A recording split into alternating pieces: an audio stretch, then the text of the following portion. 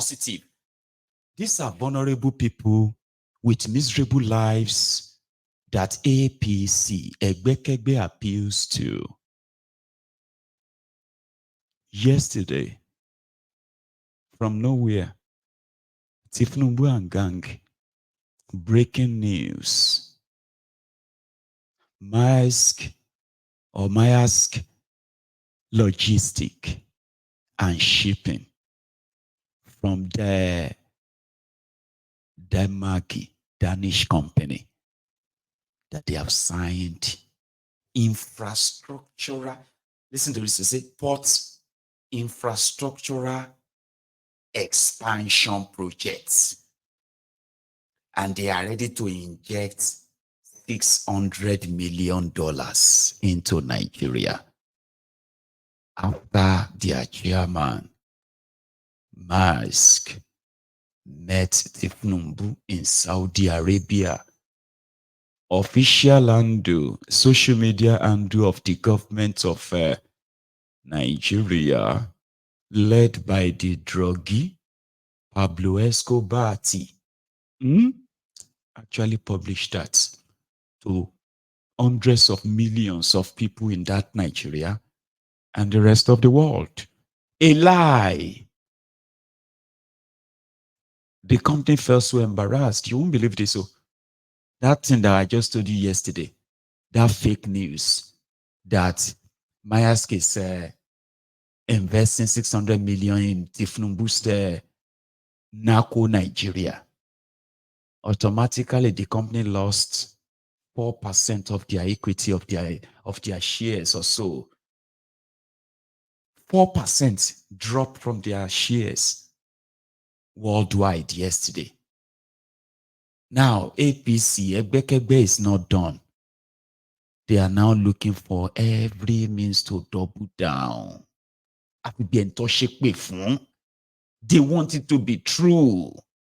They have to go and bring another fake video to say, hey, it is true. Even though the contract is not signed yesterday, it was signed in February. They only went to go and greet Tifnumbu in Saudi Arabia 2 days ago. The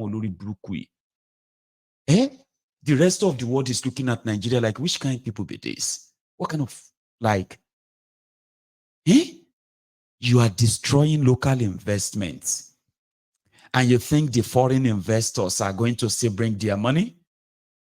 Let me show you a video. But before I show you that video, take a look at this photo, okay? This was them sometimes in February, where they were talking about looking for 3 million jobs in oil and gas before December 2024. And this was in February 2024, part of the Lamba. Now you see this now, Can you see this properly, right? Those of you who are watching there, okay? Now that, then look at this image. I want you to look at this image very well. The man on the left, that is Daniel Maersk. The guy who is the chairman of Maersk Shipping and Logistics. Okay, have you seen that face? Have you seen it properly, right? That is the man Tifnumbu and his gang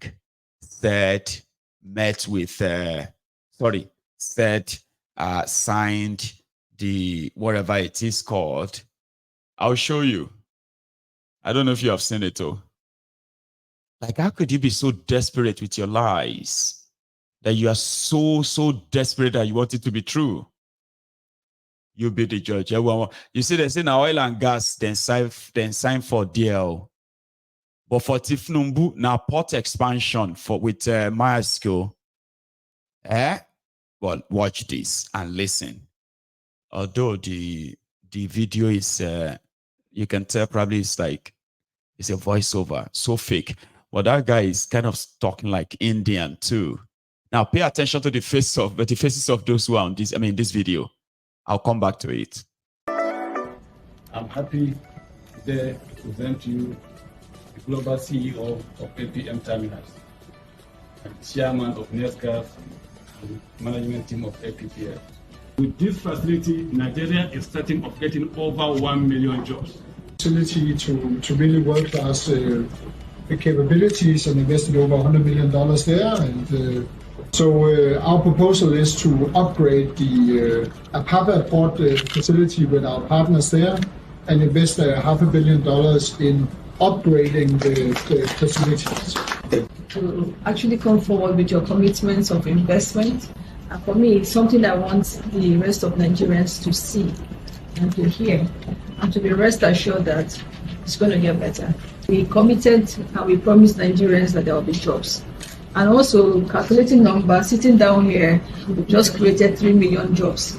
In 2 days, we are seeing opportunities of creating 5 million jobs. So what we are doing is also to create a job center where we can actually put out the opportunities that are available for Nigerians to see and to contact those who are providing these jobs in a matchmaking process. So we do all that we can and all that it takes to remove the bottlenecks around businesses for you, increase the ease of doing business, and support you in every way we can to ensure that you're. I'm happy today to present to you the Global CEO. So they had to go and put that up. Did you see this man in that video? You need to tell me. Sorry, guys on TikTok can't see that. But did you see this man in that video? Because that's the man that met with Tifnumbu. Of course, it's you know, it's an actual job. The company is so embarrassed. They are losing their shares. They have already been struggling and they are already in the process of leaving Nigeria anyway. So they do not have any $600 million to come and do any port expansion. That's a lie.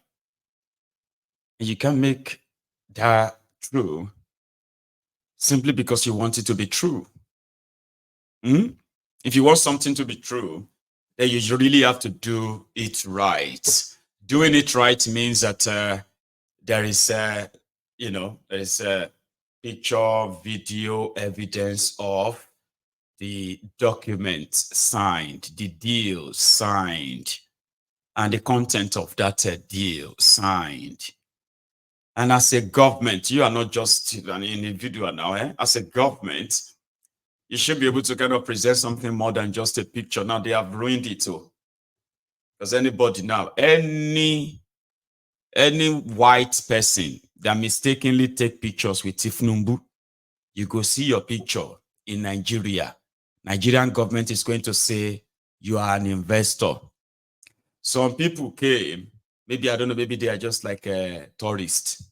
And the next thing they met with the Agbadoriansi in Lagos. And they said something workshop or something, right?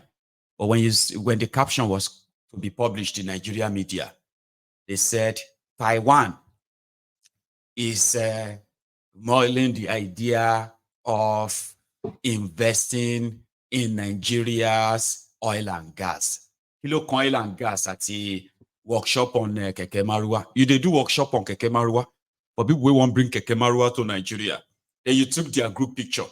Only for you have these two guys there, and then you have all these Salvadorians, about 40 of them. Then you took the picture and you uploaded it, and they said Taiwan is interested in Nigerian oil. Ow! From where to where? So now everybody go they hide from Tifnumbu now. You go take pictures. They will show your picture. They will upload your picture in Nigeria and say you have signed a multi-billion-dollar deal with Tifnumbu's government. That is why to this moment, they cannot tell you how much Tifnumbu has attracted since all of this looking for investor. They destroyed over $200 to $500 million investments for road construction that could have gone the other way. Now they have unleashed their jobless, abobakus on Landmark. I don't know if you have seen them all. In case if you have not seen it, the campaign right now is that Landmark stole the government's land. They only sold him land to build hotel. He did not, I mean, why did he go and build all of those things next to the beach, to the waterfront. The waterfront is government waterfront. They did not sell that one to him.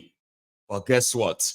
The government, Devulumayi, and the rest of them who are now, doing their best, okay, to turn the landmark this and that to politics and tribal Igbo versus Yoruba thing, right? What they don't know is this. You said the government of Nigeria only sold this place for him. The front of the water is owned by government because they have no idea of what it means to say waterfront property. Okay, waterfront property means you are selling this place because of the value of that place. Do you understand what that means, right? But an Agbadorian will never want to know because he has been paid now to go out and badmouth and just badmouth landmark and justify the destruction in a country where they are begging the world to come and invest in their shithole. But the investment they met before they ever came, 17 years ago, Nigerian government signed that place. They signed it to these guys, an arrangement that now Devulumayi is offering the guy 100 million naira compensation. Why is Devulumayi offering him a compensation if the guy stole the land? As said, the Agbadorians, Abobaku of Lagos, all these jobless cretins. So they are happy that such is being destroyed, and many more like that along the routes are being destroyed. For over 4,000 people will be jobless. Some of them are even attacking the place like it is too expensive. I came to your landmark. I paid gate fee. I paid table fee. Your food is expensive. Your drink is expensive. I'm happy to demolish your business. All this coordinated right now. In a country where they use mouth to create jobs, politicians, mouth to create jobs, young people who feels like it is justified to destroy a business simply because the criminals who want to steal and take the land of the people along the routes actually care about them when they don't. I have this image somebody sent to me, and it is from is it called Laguna Beach in Florida. So another beach like that. They're so similar to that of the landmark in Lagos. So now they are using their social media through to say the landmark is getting so much support from so many people. Is a propaganda against Nigeria. Okay, the landmark stole the land. And if he didn't steal the land, he should have gone to court, forgetting the fact that the reason why this guy is not in court is because Devulumayi met with them. And Devulumayi assured them that their properties and the whole place is not going to be affected. Only for him to turn around, and he started the dog whistle by saying he is building for the development of millions of people. Which millions of people? The impoverished Nigerians that they are creating every now and then, or just the land. You know, I have seen mad people, indeed, and I've seen what they can do in destroying things. But most of the time, they do have a bit of, a time when they just feel like normal and they regret all their actions and they do everything not to do it again. That is not the way the APC lunatics thinks. Okay, to them, it is me versus you. Even when they are dying under that kind of arrangement, under that kind of policies, impoverished and denied a lot of things, to them, it is worth it as long as other people are denying them too. As long as all of you are suffering this together, then it is worth it. It is not. So let me tell you something. The likes of Tifnumbu have no idea of how to create wealth. They take, okay?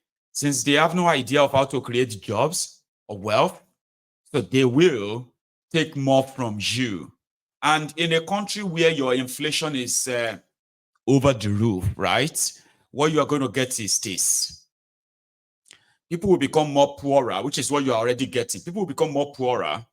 And when people become more poorer, they will, I mean, the demand and supply cycle will be defeated.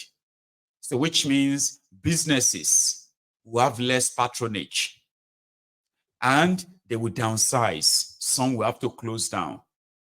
So in the process, many will become jobless and poorer, okay? Which is further to dwindle the entire economy, put it that way.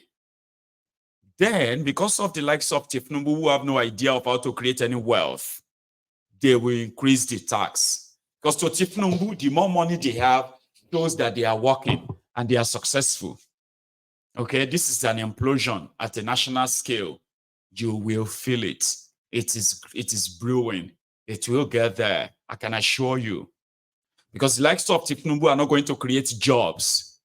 They are not going to create an environment that will create jobs. Okay? They will steal and stifle that same place. And at the end of the day, to have more money, all of you businesses that are left, you will be squeezed and squeezed. Even if you are stoned, you will drip water. And this is your future. And that is what is coming. And with the guys who have no intention of investing in the infrastructure, the real one, like power and then a good road network and security, because it is a free for all. Okay, so you can just imagine what that lie they told you about the light at the end of the tunnel. There is no light at the end of the tunnel. I promise you. We've been there. It's darker than what you are currently witnessing and experiencing. So instead everybody explode out of the underground and make a hole that will put in a flashlight down the entire hole that will be like a light out of the tunnel there for you. No tunnel. You would have to climb up to the entire hole because these guys have done you worse. Tifnumbu like the student loan, fraudsters, criminals. They have announced, Tifnumbu announced that the increment in minimum wage. And the way they skewed it, right? You know that their minimum wage in Nigeria is $30,000, which is how much is that? $20. I mean, sorry, 30,000 naira rather, not dollars. And that's going to be like about $22 a month. It's crazy and it's sad that they could play with the supposed intelligence of some of these people. So last year, when Tifnumbu removed subsidy, Tifnumbu said subsidy was gone. And when the workers were grumbling, he now said, okay, they will give you 35,000 naira extra to your minimum wage or whatever you are being paid. And that will be paid to you for the next 6 months. So it was supposed to be, the last of it was supposed to be paid in February. Unfortunately, I think some said they got paid it once on their own pay, and they never got it again. Some never even got it at all. But it was announced. They said it was to cushion the effects of the subsidy removal. Now, after 6 months, Tifnumbu and Gangas worked out now and they have given you 24% salary increase based on the threshold of the minimum wage. So what is the 24% of 30,000 naira, guys? Huh? Okay. Well, from my own rusty mathematics, I'm going to give it like somewhere around the 8,500 naira, plus or minus, give or take. So now add 8,500 plus 30,000 naira. You are still under 40,000 naira, even though there are some promises here and there of increasing it to 70,000. Kolu has come around and walk around there, another fraud that will take years for you to even understand, talk less of you to benefit from. And he said it's with immediate effect. Same thing he said about the student loan. Student loan with immediate effect. And on see they look for where their website is right now. where you can even make inquiry about your student loan. Nowhere. It is the same. It is a fraud, a deceit. And very soon, you are going to see some of you who are still hibernating inside the civil service, they are going to sack you. Because if they say, oh, we are going to increase their salary by 24%, that's some billions of naira there, plus the ghost workers. So that's some billions that once they do the math, and it shows that, oh, it's going to cost them extra, for example, extra 40 billion or 50 billion naira.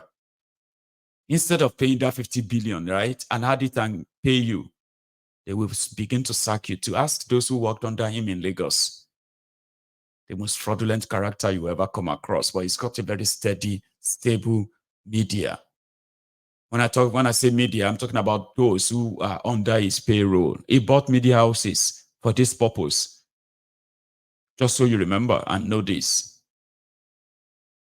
There is a president from a place called El Salvador. I don't know if you have seen this video. They don't speak English, but they've got this subtitled. So pay attention to the screen and this subtitle. And if you do understand French or is that Portuguese, good luck. But listen to this. Como pueden ver ustedes, todos los que estamos aquí reunidos son parte del Ejecutivo, del órgano ejecutivo, que es el del cual yo estoy encargado, a excepción de una persona. Es el fiscal general que está aquí. Él no es del Ejecutivo. Y está acá por una razón bien sencilla.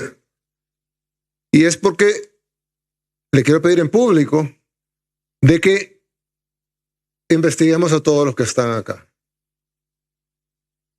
Para atrás y para adelante. Yo me imagino que pues no hay ningún problema, ¿no? Hay una persona que me dijo una vez, mire, ¿y tú no le temes a la muerte? Yo le dije, no, pues claro, nadie se quiere morir. Yo no me quiero morir, pero yo sé que me voy a morir algún día, como todos. Si hay algo que no se puede escapar es de la muerte. Todos los que estamos aquí en 100 años, pues, no va a haber nadie vivo. Nadie. Ninguno de los que estamos aquí, lo más probable es que nadie sabe cómo se llama el papá del abuelo de uno. Pero hay algo que yo sí le tengo miedo, y es a dejar un mal legado. Y hay presidentes, unos presos, otros fugitivos, pero la mayoría son recordados como ladrones. Yo no quiero ser recordado como el ladrón. Entonces yo no robo, porque no quiero ser recordado como el ladrón o el corrupto. Pero hubo un presidente, el presidente Duarte, que la gente decía en ese entonces, el presidente no es ladrón, pero se rodeó de ladrones. Y en algún momento representó una esperanza para el pueblo salvadoreño. Pero si acaso es verdad que él no robó, qué tonto fue. Porque él era la esperanza del pueblo, no tocó un centavo y manchó su legado por rodearse de ladrones. Entonces a mí no me va a pasar eso. Yo no voy a ser el presidente que no robó, pero se rodeó de ladrones. Pero que me recuerden como el presidente que no robó y que no dejó que nadie robara. Y al que robó lo metió a la cárcel. Ya hay un par que ya están en la cárcel. Simple as APC. So what that man was saying is that in the past, the people of El Salvador have been saddled with different kind of presidents. Among them is the President Nante or so, who, according to him, people believe that he didn't steal.